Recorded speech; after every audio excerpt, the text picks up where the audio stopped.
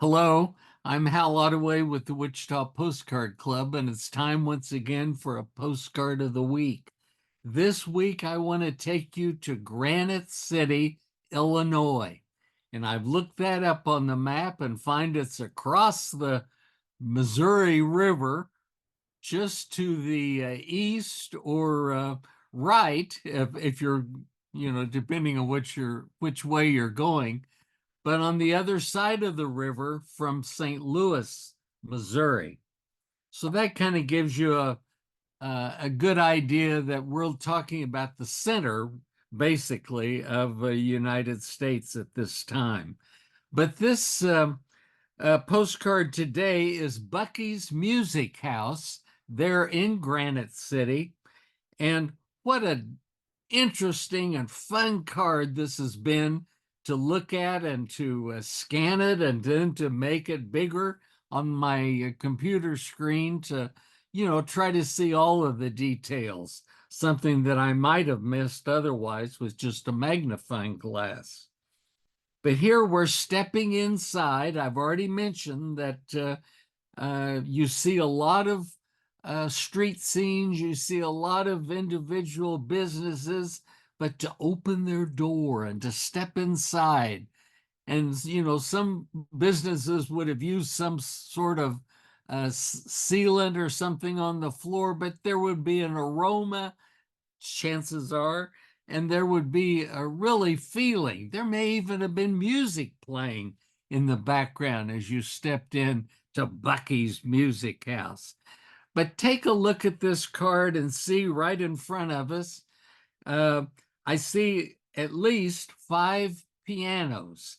And the one on the left, I think, is probably, I'm not an authority on player pianos, but it looks to me like that may be different as far as pedals, underneath where your feet go. But it looks to me like it's maybe a player piano here to the far left. There was the window in front that slid open, and you attached your paper roll with all of these little cutout holes in the roll that uh, that was what played the music that you were pedaling on below with your feet. And that's the player piano. The other pianos, they have a different foot pedal, and so I'm just supposing that those 4 pianos were regular kinds of pianos, different styles, different makes, different price ranges, something that would have been appealing to a parent maybe with a child that they would like to have learn to play the piano, or maybe just somebody that's always wanted a piano. And so he stopped into Bucky's one day and gave it a whirl and sat down and see what he could do. On the shelf to the left here, you see, or above, you see a sign that says Pianos Chicago. And probably that was a trade sign for some brand of pianos. And the top of the postcard isn't tall enough or high enough to read that line just above that would have given the actual brand name. But right below that, on the top shelf of that bookcase-like arrangement, we see a sliding brass instrument, maybe a trombone, and maybe a drum just to the right of that trombone.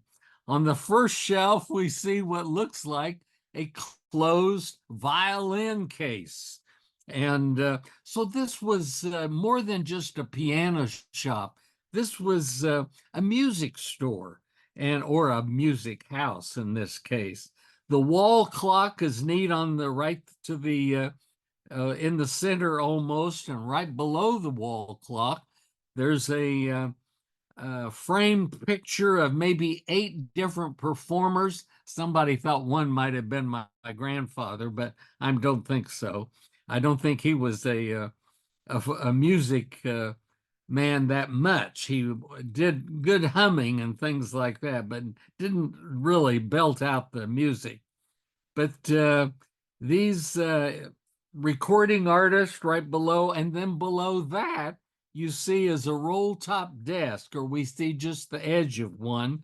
And on top of the desk, it's pretty wild, but it's a double, just two blades that looks like it might be an electric fan to kind of get things stirred up in there, all before, long before air conditioning. So you might get a little stuffy in there. And so that fan would have helped to stir the air.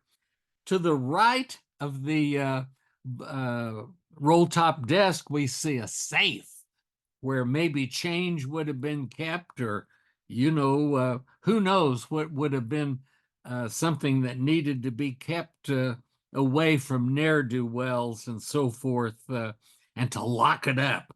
And on top of that safe, which is on legs, by the way, so it rolled probably. And on top of that safe, it appears to be, or to me, to be a talking machine, first made or early days by Edison and many, many other makers after that. And on top of the talking machine, and we're talking about a record player. And these records weren't the flat vinyl type that we have today or know about, but they were cylindrical and about 5 inches long, and maybe 2.5 or 3 inches round. And they were vinyl, I guess you'd have to say. And that's what the song was recorded on in this way. And you put them on, you put your finger in like the end of a toilet paper tube, and then you would put that end onto this little platform, do some, not fixing, but do some holding there. There was a little band that came around that held the record on this turntable that you would wind it up, and that gave the spring, gave it enough, not juice. You think about electricity, but it gave it enough momentum and everything to go around, and you could hear the uh, the performer actually sing a song or speak to you. Sometimes speeches were on those records, but and then right above it, you see what looks like to be a pretty good size horn, and this was oftentimes referred to by talking machine collectors as a morning glory horn. And it would be, if you took we're looking at it from the front, so that's a good size horn. And then if you turn that to the side, it was actually looked like it was tin, it was metal, and it was all formed like a morning glory flower. That's about all I know about them. I've never owned a talking machine with a horn like that, but I have a friend down the street who has one, and I've looked at his several times, and very interesting. There are things on the shelves behind that I'm not sure what they are. In some cases, I think they may be the cylindrical records that I talked about that would have fit on this talking machine. I think another shelves might have held, and we might be just seeing the ends of the boxes of these, for the boxes of the roll of this paper that was used and inserted into the player piano to make it sing to you and work as you worked your feet below like that. That's really over here on the straight wall. If you're looking almost to the right of on the card, you see just the outline of the RCA dog, and I think his name was Nipper, and that was their logo for many, many years. Started out Victor talking machines, and then bought out by RCA and RCA Victor, and he was listening to his master's voice with his ear pretty close to the Morning Glory horn. But this just gives you an idea of some of the details that we see in this card. something that you would totally miss if you saw the exterior of the building as you walked down the street or drove by and looked in quickly. But it's a real treat to look at the go inside and step inside a butcher's shop or a blacksmith's shop or here Bucky's Music House. And so do take a look. And I carry a folding magnifying glass in my pocket, and I think you might like to do that sometimes too, and whip it out and really get a good look at some of the cards. I normally personally do not buy postcards like if I'm looking for a Wichita card and I have to get out a magnifying glass to prove or to show that for sure it was in Wichita. It's so small at that point that I would rather have it.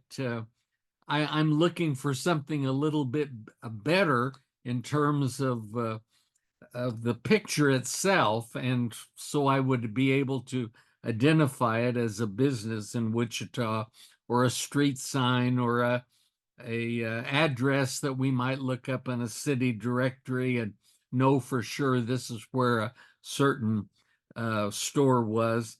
All of those things, tools that we use to identify and to cross check and to know for sure who their neighbors were or where the neighborhood was and so forth. Anyway, that's part of the fun of postcard collecting.